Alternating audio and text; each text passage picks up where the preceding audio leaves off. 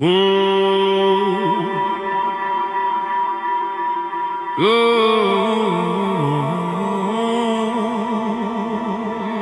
yeah, yeah, no.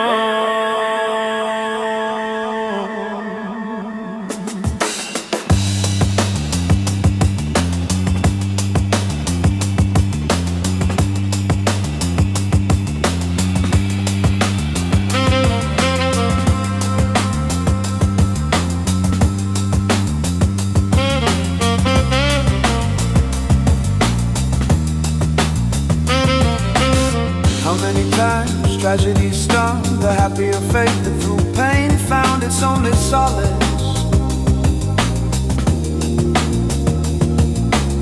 And bitter moments of comfortable numbness remind the shadow kin of what is, what was supposed to be. Fate scorn us, worlds end and press only these who didn't live through their own end, and dance macabre all in disarray. Sorrow mob bordering with immorality of the deceased. How to expect the dead to behave otherly if the dance is to forget their life's misery? And I listening to a song that once moved me and her to tears. Delicately we learn us not to provoke darker fates. We already were in hell. We lay with wet eyes, embraced us to immortalize this moment. Every other that we remember, too observant of every now is time immemorial is sacred gestures of darlings in slow motion. Rewind of withdrawing memories. Now that I stand with the sorrowful shades, I lit them a candle, one at the bed next to my numb Dionysian tomb, the other at the altar of Isis, in gratitude of eternal things that slip away as mere tokens on terrestrial stage. Thus the curse of time, generation and transience, longing and memories for those laurel with triumphant wreaths, all the more painful to let go. For this phrase means forget. And how can one forget the essence of one's life, one's blood, if memory is the key? It is a painful one, but it unlocks the darker secrets of the heart. Now a delicate thought, an idea escaped. It was meant to be a story about time I forgot.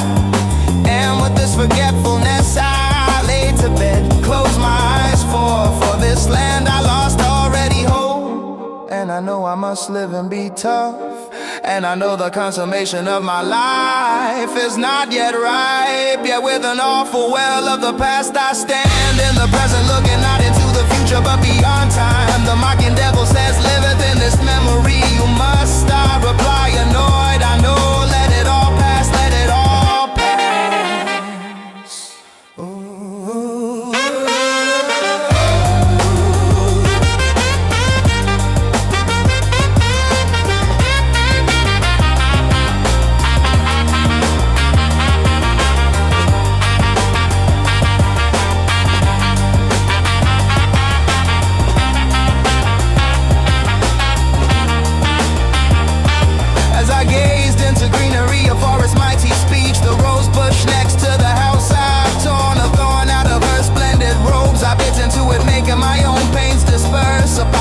Gesture to dispel old crippled curses and shadows of the dead bow to me. In deceased respect I return the courtesy with a small nod of my worn out head. As the anger dissipated I stood alone, gazing at Saturn and Jupiter, my home star and protector. Severity and nobility in one, there was not enough time for questions, so I replied with a breath as I inhaled and exhaled. Stories I'll take to my grave, a sorrow over all of things not be rescued, never told.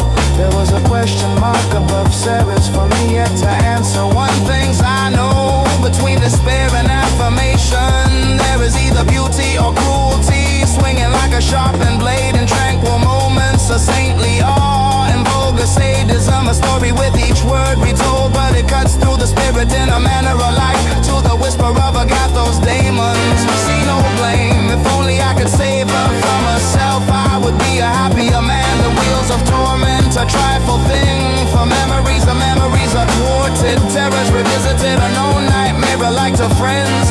What we built in the greatest moments will last above how we fell into disgrace and disregard. Many lived before cognized the memory of my old self, a wise crone gazing into stars blinded by the city, saying, oh, noble-hearted gods, I praise thee. My swords and battle named at your disposal, and forever